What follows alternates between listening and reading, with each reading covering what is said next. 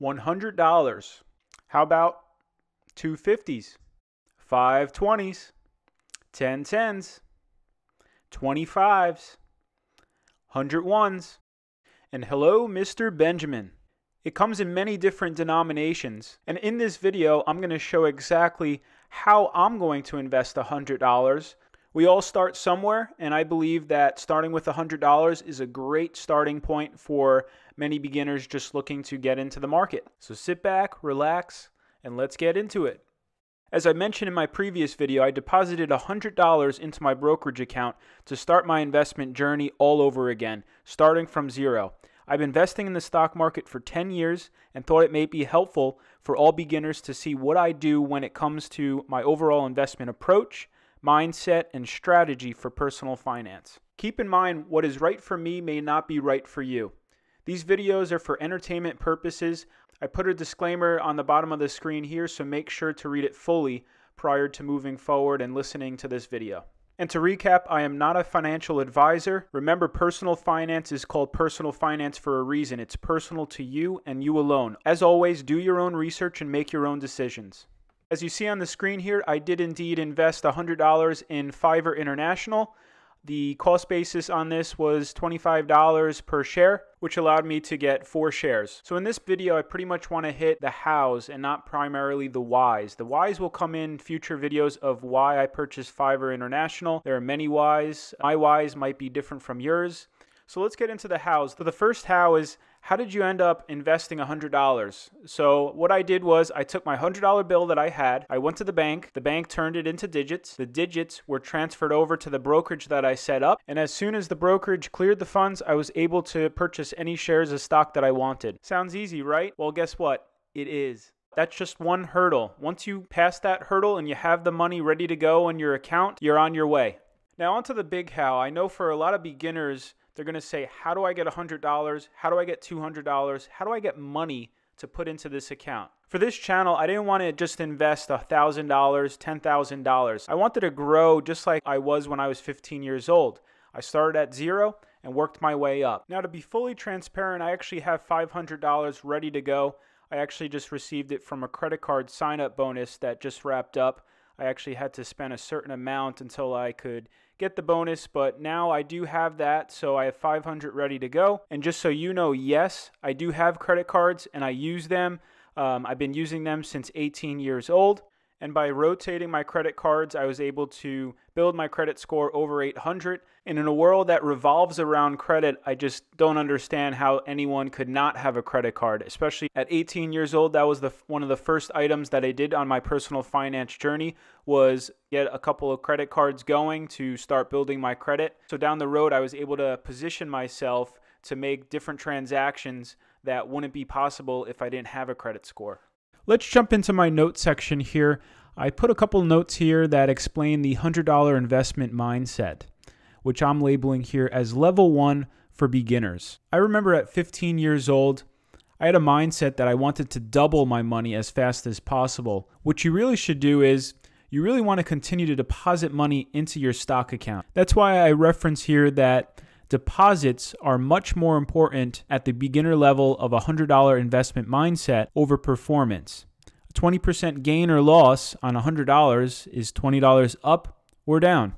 It's easier to deposit another $100, which is equivalent to a 100% gain. Think about that. If my stock went up from $100 to $200, that's a 100% gain. Is a 100% gain possible? Sure.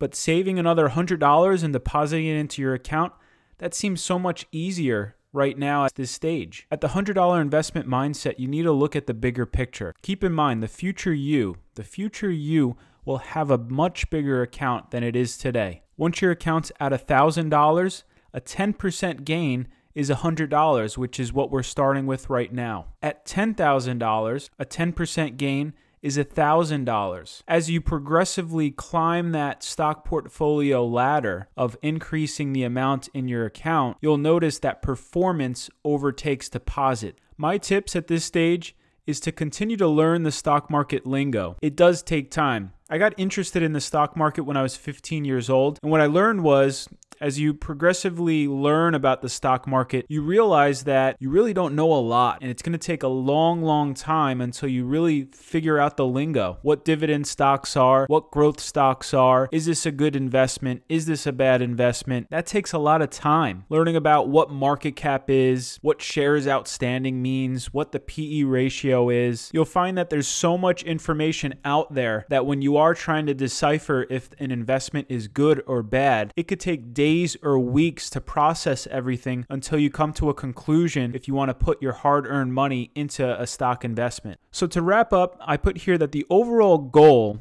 of the $100 investment mindset is to increase the account all the way up to $1,000. You want to add a zero.